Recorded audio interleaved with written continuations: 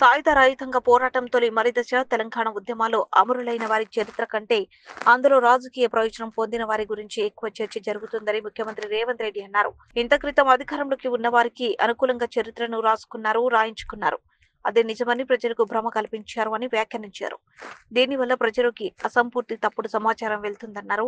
ఇలాంటి సమయంలో కవులు, కళాకారులు వారి కళలకు పదును పెట్టాలి, గళాలు వెత్తాలని పిలుపునిచ్చారు. ప్రజలకు సరైన సమాచారం తెలియజేయాలన్నారు.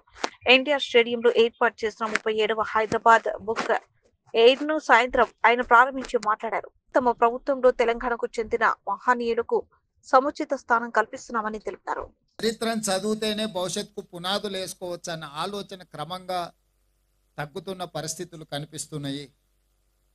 అట్లాంటి కీలకమైన సందర్భంలో హైదరాబాద్ బుక్ ఫేర్ వీళ్ళు అశోక్ నగర్లో సిటీ సెంట్రల్ లైబ్రరీలో 1985లో చిన్నగా మొదలుపెట్టిన ఈ కార్యక్రమం ఈరోజు రాష్ట్ర స్థాయిలో వాళ్ళు ఈ కార్యక్రమం తీసుకోవడం, ఇలాంటి కార్యక్రమాలలో ప్రొఫెసర్ రమా మెల్కోటే గారు లాంటి మేధావులు అందరూ కూడా పాల్గొని వచ్చే తరానికి ఒక స్ఫూర్తినివ్వాలి.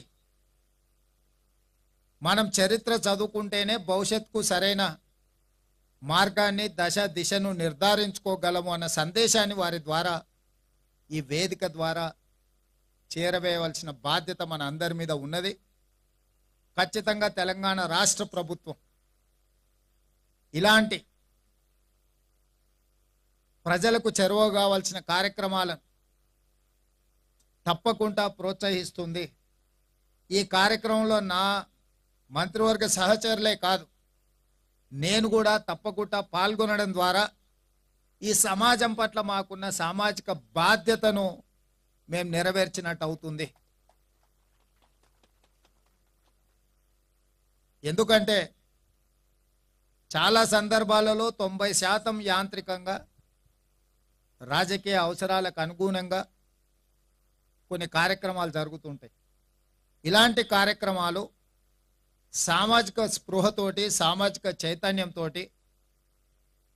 ఈ సమాజంలో వస్తున్న మార్పు మంచిదా చెడ్డదా, ఆ మార్పు సమాజానికి ఏ రకంగా ప్రయోజనం చేకూరుతుంది అని విశ్లేషించుకోవడానికి పనికొచ్చే వేదికలు ఇవి.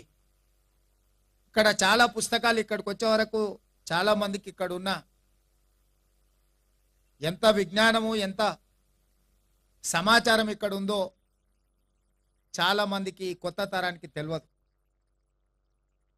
ఈ కొత్త తరం వాళ్ళకి తెలిసిందల్లా గూగుల్ ఒకటే, అందులో గూగుల్ చేస్తే ఆ వచ్చే సమాచారమే నిజమని అనుకుంటుంటారు.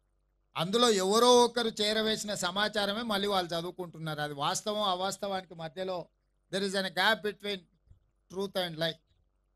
ఎవరు ముందుగాల అందులో ఏదైనా సమాచారాన్ని పెడితే అదే నిజం అనుకునే భ్రమలు. అందుకే ఎప్పుడు కూడా చరిత్రకారులు రాసిన పుస్తకాలు చదవడం ద్వారా చరిత్రలో కనుమరుగైన గొప్ప వ్యక్తుల గురించి తెలుసుకునే అవకాశం ఉంటుంది. అది నేను సంపూర్ణంగా విశ్వసిస్తున్నాను.